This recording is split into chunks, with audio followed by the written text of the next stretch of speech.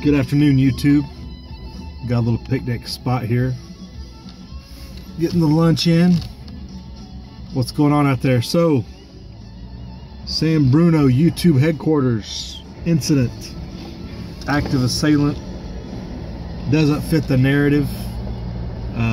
Has fairly quickly disappeared off national media. I mean, locally, you can still find stories if you look for it, but Drudge has dropped it down. No national media is pretty much covering it. As a lot of people have predicted, it's being ignored because it doesn't fit the narrative of the white conservative AR-15 gun owner. It's funny, the barrage of Twitter that came out yesterday going after the NRA and others, the gun culture, when there could be nothing further from the truth about how that happened. But that's not really the point of this video. But tying into that, a lot of people talking about the failures of police. Once again, they had contact with the lady that morning on the warning of the family. They did somewhere where they found her somewhere, talked to her, called the family, said, "We found her, oh, she's good," and let it go at that. And now, so we have two incidents in a row of law enforcement types getting in contact with somebody who they were warned about, and there's no action to prevent the eventual circumstances that ended up happening.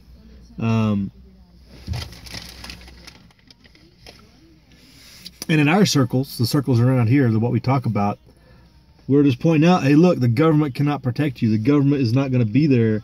It can't always save you. You need to be able to defend yourself. You need to be able to take actions. You need to be aware of your surroundings, etc., etc. You've got to be proactive in your own defense. These other things that are out there are marginally effective at best, and sometimes they're not even geared towards your safety. Prepare for yourself and prepare for your own defense. Unfortunately, I don't think that's the narrative that's going to come out of this, and this is really the point I want to make. You have these two incidents in a row where you have this police contact and no action, and these incidents. So now what's going to happen? People are going to encourage, people are going to accept further police digging into your rights. Different stops. Who knows? Maybe stop and frisk is going to come back. You know, totally unconstitutional. But people are going to be begging for safety, and they're going to accept whatever law enforcement comes up with. And it might creep in over time. It might not be immediate, but you know what's probably happening in law enforcement circles. Well, we got to be more on the lookout. We got to be more proactive. We got to be more vigilant.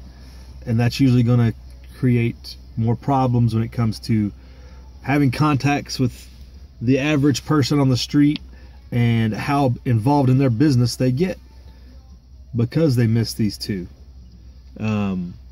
high profile incidents. Who knows how often it happens daily, you know. But when people hear a story in the future about so-and-so was stopped by the police or found by the police and questioned and interviewed and they weren't very cooperative, and they took them in, like, oh, good, they probably would have, the average person was like, good, they did something, they took another shooter off the streets or whatever, just based upon that interview, you know, just based upon contacts that they're making. That's what we really need to worry about, is the second and third order of effects out of this thing. And that's possibly one of them. I would say highly likely one of them. Not even a possibility, not even necessarily a possibility. Morning briefings are going on all this week. Police are going to be reminded of do not take any contact casually. Treat every contact you make as a potential shooter, essentially, of the things they could be doing that you just don't know about. So it's pre-crime now. We're going to be going into that pre-crime mentality of anybody I stopped was going to commit a crime anyway. That's where we're going. That's what I think really got to be on the lookout for here with that. So just some thoughts after going after that shooting. Something to think about, folks. As lightheartedly as we wanted to take it, because the joke was seemingly on YouTube, because that was like the exact opposite of the narrative that people push, and even YouTube's been pushing as far as the gun community goes. It's sad in all the same respects that something has to happen like that to get people to understand that they're maybe affecting people more than they actually think. So, just some thoughts. Live free.